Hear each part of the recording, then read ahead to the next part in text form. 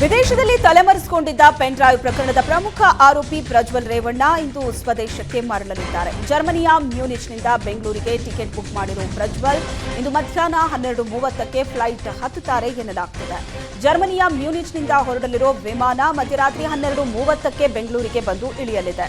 ಇದೇ ವಿಮಾನದಲ್ಲಿ ಪ್ರಜ್ವಲ್ ಬರಲಿದ್ದಾರೆ. ಪ್ರಜ್ವಲ್ ವಿರುದ್ಧ ಬ್ಲೂ ಕಾರ್ನರ್ ನೋಟಿಸ್ ಜಾರಿಯಾಗಿದ್ದರಿಂದ ಏರ್ಪೋರ್ಟ್ನಲ್ಲೇ ಪೊಲೀಸರು ವಶಕ್ಕೆ ಪಡೆಯುವುದಕ್ಕೆ ಸಿದ್ಧತೆ ನಡೆಸಿದ್ದಾರೆ. ಈ ಹಿಂದೆಯೂ ಫ್ಲೈಟ್ ಬುಕ್ ಮಾಡಿ ಪ್ರಜ್ವಲ್ ಹತ್ತಿರಲಿಲ್ಲ. ಆದರೆ ಈ ಬಾರಿ ಪ್ರಜ್ವಲ್ ತಾವೇ ಸ್ವದೇಶಕ್ಕೆ ಮರಳುವುದಾಗಿ ಹೇಳಿ ಟಿಕೆಟ್ ಬುಕ್ ಮಾಡಿರುವುದರಿಂದ ಪ್ರಜ್ವಲ್ ಬಂಧನಕ್ಕೆ ಸಿದ್ಧತೆ ನಡೆದಿದೆ. ಅಶ್ಲೀಲ ವಿಡಿಯೋ ವೈರಲ್ ಪ್ರಕರಣ ವಿರೋಧಿಸಿ ಹಾಸನದಲ್ಲಿ ವಿವಿಧ ಸಂಘಟನೆಗಳು ಬೃಹತ್ ಪ್ರತಿಭಟನೆಗೆ ಮುಂದಾಗಿವೆ.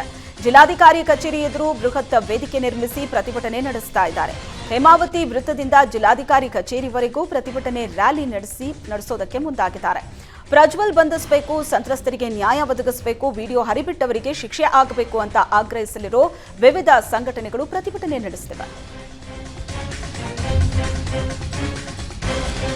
ವಾಲ್ಮೀಕಿ ನಿಗಮದ ಅಧಿಕಾರಿ ಆತ್ಮಹತ್ಯೆ ಪ್ರಕರಣ ಸಂಬಂಧ ಸಚಿವ ನಾಗೇಂದ್ರ ರಾಜೀನಾಮೆಗೆ ಬಿಜೆಪಿ ಆಗ್ರಹಿಸಿದೆ.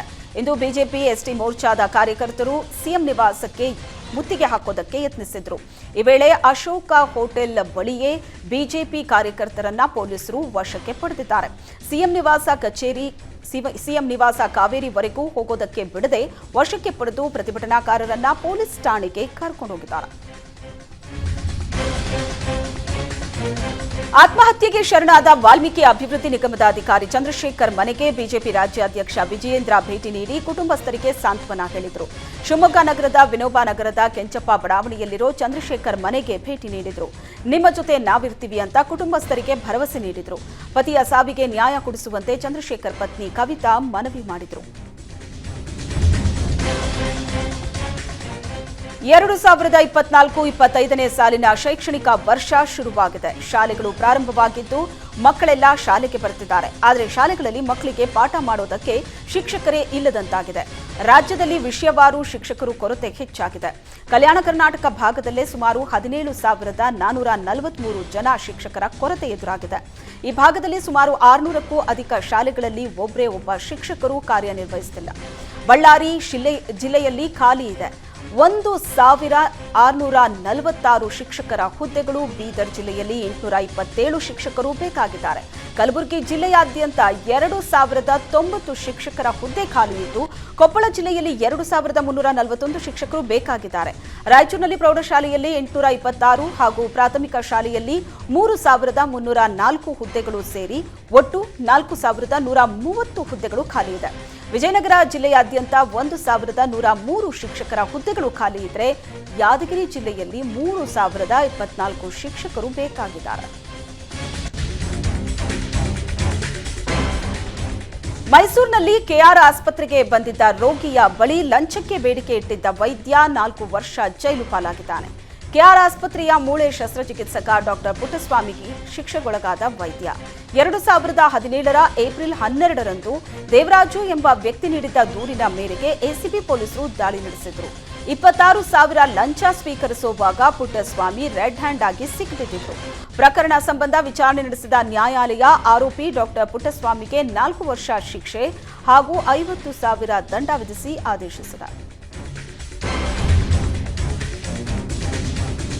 ಹೇಮಾವತಿ ಎಕ್ಸ್‌ಪ್ರೆಸ್ ಲಿಂಕ್ ಕೆನಾಲ್ ಯೋಜನೆ ವಿರೋಧಿಸಿ ತುಮಕೂರಿನಲ್ಲಿ ಪ್ರತಿಭಟನೆ ಜೋರಾಗಿದೆ. ಇಂದು ಗೃಹ ಸಚಿವ ಪರಮೇಶ್ವರ್ ಅವರ ತುಮಕೂರು ನಿವಾಸದ ಬಳಿ ಪ್ರತಿಭಟನೆ ನಡೆಸೋದಕ್ಕೆ ವಿವಿಧ ಸಂಘಟನೆಗಳು ನಿರ್ಧರಿಸಿವೆ. ಇನ್ನು ಪ್ರತಿಭಟನೆಗೂ ಮೊದಲೇ ಮಾಜಿ ಸಚಿವ ಸೊಗಡು ಶಿವಣ್ಣನನ್ನ ಪೊಲೀಸರು ವಶಕ್ಕೆ ಪಡೆದುಕೊಂಡಿದ್ದಾರೆ. ಪರಮೇಶ್ವರ್ ನಿವಾಸದ ಬಳಿ ಪ್ರತಿಭಟನೆಗೆ ಸಿದ್ಧತೆ ಪರಿಶೀಲನೆಗೆ ತೆರಳಿದ್ದಾಗ ಸೊಗಡು ಶಿವಣ್ಣರನ್ನ ಪೊಲೀಸರು ವಶಕ್ಕೆ ಪಡೆದುಕೊಂಡಿದ್ದಾರೆ. ಗೃಹ ಸಚಿವರ ಮನೆ ಸುತ್ತ ಬಿಗಿ ಪೊಲೀಸ್ ಬಂದೋಬಸ್ತ್ ಕೈಗೊಳ್ಳಲಾಗಿದೆ. ಕಟ್ಟಿಗೆ ತರುವುದಕ್ಕೆ ಕಾಡಿಗೆ ತೆರಳಿದ್ದ ವೃದ್ಧನೊಬ್ಬ 6 ದಿನಗಳ ಬಳಿಕ ಪವಾಡ ರೀತಿಯಲ್ಲಿ ಪತ್ತೆಯಾಗಿದ್ದಾನೆ. ದಕ್ಷಿಣ ಕನ್ನಡ ಜಿಲ್ಲೆ ಬೆಳ್ತಂಗಡಿ ತಾಲೂಕಿನ ಶಿವಾಜೆ ಗ್ರಾಮದಲ್ಲಿ ಈ ಘಟನೆ ನಡೆದಿದೆ. ಐಗುಂಡ ಗ್ರಾಮದ 82 ವರ್ಷದ ವಾಸುರಾಣಿಯ ಕಟ್ಟಿಗೆ ತರುವುದಕ್ಕೆ ಅಂತ ಮನೆ ಸಮೀಪದ ಕಾಡಿಗೆ ತೆರಳಿದ್ರು. ಮೇ 21ರ ಬೆಳಿಗ್ಗೆ ಅರಣ್ಯಕ್ಕೆ ಹೋದ ವಾಸುರಾಣ್ಯ ವಾಪಸ್ ಬಂದಿರಲಿಲ್ಲ. ಮನೆಯವರು ಎಷ್ಟೇ ಹುಡುಕಿದ್ರೂ ವಾಸು ಸುಳಿವು ಸಿಕ್ಕಿರಲಿಲ್ಲ. ಮೇ 26ರಂದು ಸ್ಥಳೀಯರು ಹಾಗೂ ಶೌರ್ಯ ವಿಪತ್ತು ತಂಡದವರು ತೀವ್ರ ಶೋಧ ನಡೆಸಿದ್ರು. ಈ ವೇಳೆ ಬಂಡಿಹೊಳೆ ಅರಣ್ಯದಲ್ಲಿ ವಾಸುರಾಣ್ಯ ಪತ್ತೆಯಾಗಿದ್ದಾರೆ. ದಟ್ಟ ಕಾನನದಲ್ಲಿ ಅಪಾಯಕಾರಿ ಪ್ರಾಣಿಗಳ ಮಧ್ಯೆ ಊಟ ನೀರಿಲ್ಲದೆ ವಾಸುರಾಣಿಯ ಬದುಕುಳಿದದ್ದು ಎಲ್ಲರನ್ನೂ ಆಶ್ಚರ್ಯಗೊಳಿಸಿದೆ. ದೈವದ ಶಕ್ತಿಯಿಂದಲೇ ವಾಸು ಬದುಕಿ ಬಂದಿದ್ದಾರೆ ಅಂತ ಸ್ಥಳೀಯರು ಮಾತನಾಡುತ್ತಿದ್ದಾರೆ. ಹುಬ್ಬಳ್ಳಿ ಧಾರವಾಡ ಪಾಲಿಕೆ ಸದಸ್ಯನ ಕೊಲೆಗೆ ಯತ್ನಿಸಿದ ಆರೋಪಿಯನ್ನ ಪೊಲೀಸರು 8 ವರ್ಷಗಳ ಬಳಿಕ ಬಂಧಿಸಿದ್ದಾರೆ. 2016ರಲ್ಲಿ ಸೈಫ್ ಅಲಿ ಎಂಬ ಆರೋಪಿ ಪಾಲಿಕೆ ಸದಸ್ಯ ಆರಿಫ್ ಭದ್ರಾಪುರ ಕೊಲೆಗೆ ಯತ್ನಿಸಿದ್ದ. ಆಗ ಪೊಲೀಸರು ಆರೋಪಿಯನ್ನ ಬಂಧಿಸಿ ಜೈಲಿಗಟ್ಟಿದ್ರು. ಆದರೆ ಜಾಮೀನು ಪಡೆದು ಹೊರಬಂದಿದ್ದ ಆರೋಪಿ ಸೈಫ್ ಅಲಿ ತಲೆಮರೆಸಿಕೊಂಡಿದ್ದ. ಫಕೀರ ವೇಷವನ್ನ ಧರಿಸಿ ದೇಶ ಸುತ್ತಾ ಇದ್ದ ಸೈಫ್ ಅಲಿಯನ್ನ ಹುಬ್ಬಳ್ಳಿ ಶಹರ ಪೊಲೀಸರು ಬಂಧಿಸಿದ್ದಾರೆ. ಶಿವಮೊಗ್ಗದಲ್ಲಿ ಕಿಡಿಗೇಡಿಗಳ ಹಾವಳಿ ಹೆಚ್ಚಾಗಿದೆ. ಶಿವಮೊಗ್ಗದ ಹೊಸಮನೆ ಬಡಾವಣೆಯಲ್ಲಿ ಕಿಡಿಗೇಡಿಗಳ ರಸ್ತೆ ಬದಿ ನಿಲ್ಲಿಸಿದ್ದ ವಾಹನಗಳನ್ನ ಜಖಂ ಮಾಡಿದ್ದಾರೆ. ಕಳೆದ ರಾತ್ರಿ ಕಿಡಿಗೇಡಿಗಳು ಬರ್ತ್ಡೇ ಪಾರ್ಟಿ ಮಾಡಿ ಗಾಂಜಾ ಮತ್ತಿನಲ್ಲಿ 2 ಕಾರು, 2 ಆಟೋ ಹಾಗೂ 2 ಬೈಕ್ಗಳನ್ನು ಜಖಂ ಮಾಡಿದ್ದಾರೆ. ರೌಡಿ ಚಟುವಟಿಕೆ ಹಿನ್ನೆಲೆ ಯುವಕರ ಗುಂಪು ಕೃತ್ಯ ಎಸಗಿದೆ ಅಂತ ಸಾರ್ವಜನಿಕರು ಆಕ್ರೋಶ ವ್ಯಕ್ತಪಡಿಸಿದ್ದಾರೆ.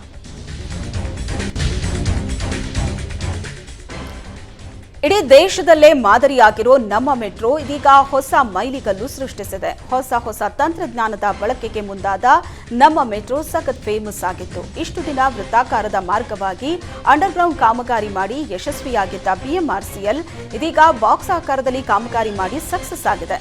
ದೇಶದಲ್ಲಿ ಇದೇ ಮೊದಲ ಬಾರಿಗೆ ಬಾಕ್ಸ್ ಆಕಾರದಲ್ಲಿ ಮೆಟ್ರೋ ಸುರಂಗ ಮಾರ್ಗ ಕಾಮಗಾರಿ ಮಾಡುವಲ್ಲಿ ಬಿಎಂಆರ್ಸಿಎಲ್ ಯಶಸ್ವಿಯಾಗಿದೆ. ನಾಗವಾರದ ORR ರೋಡ್ನ ಮೇಲ್ಸೇತುವೆ ಕೆಳಗೆ ಸುರಂಗ ಮಾರ್ಗದ ಕಾಮಗಾರಿ ನಡೀತಾ ಇದೆ. 77 ಮೀಟರ್ ಅಗಲದ ಬಾಕ್ಸ್ ಪುಷಿಂಗ್ ಟೆಕ್ನಾಲಜಿ ಬಳಕೆ ಮಾಡಿ ಕಾಮಗಾರಿ ನಡೆಸ್ತಾ ಇರುವುದಾಗಿ ಬಿಎಂಆರ್ಸಿಎಲ್ ತಿಳಿಸಿದೆ.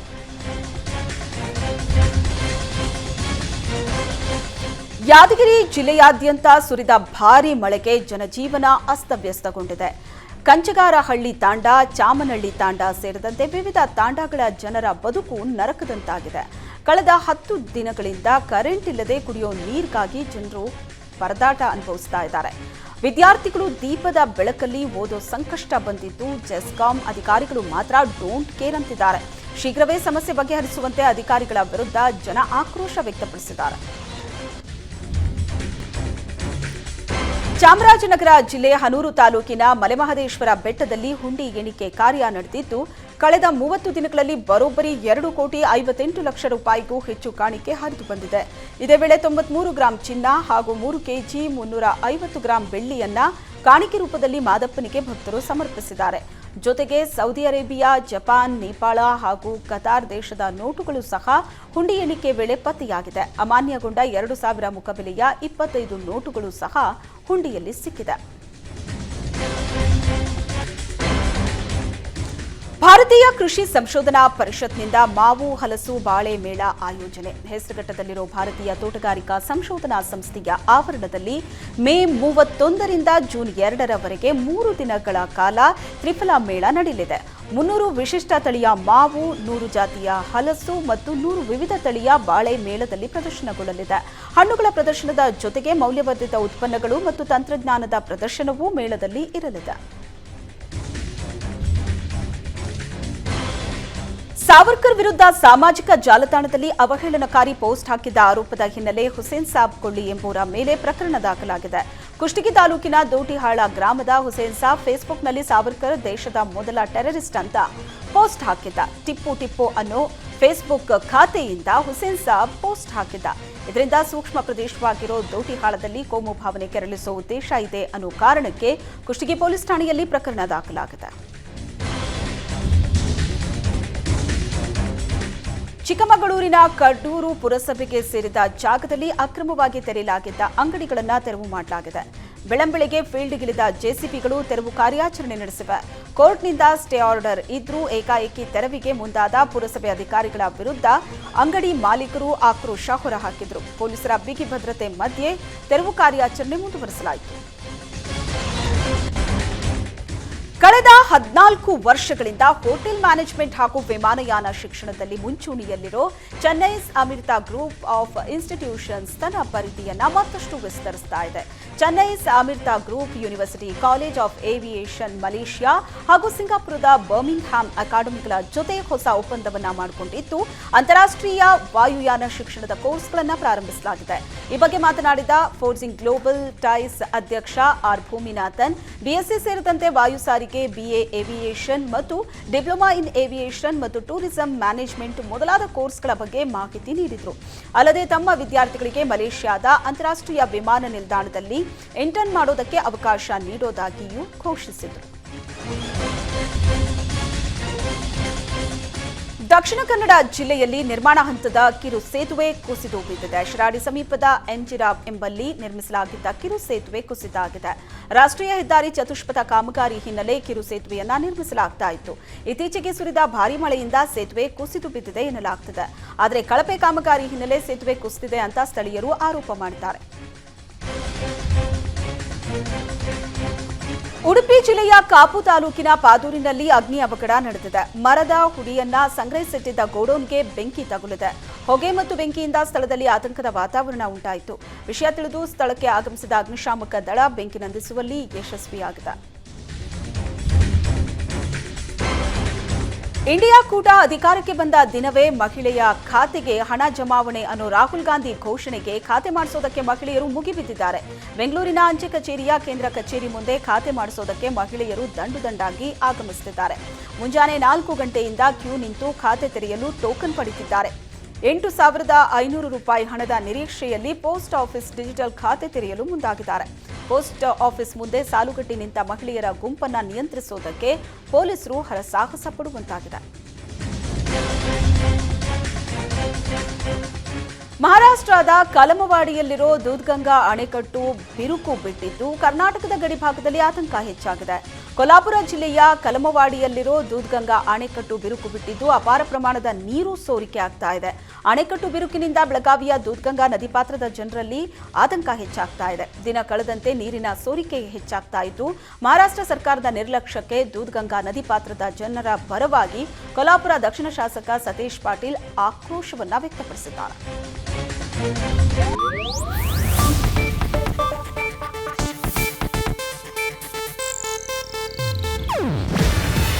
ಇದು ಏಷ್ಯಾನೆಟ್ ನ್ಯೂಸ್ ನೆಟ್ವರ್ಕ್ ಪ್ರಸ್ತುತಿ. ನೀವು ನೋಡ್ತಿದ್ದೀರಾ ಏಷ್ಯಾನೆಟ್ ಸುವರ್ಣ ನ್ಯೂಸ್.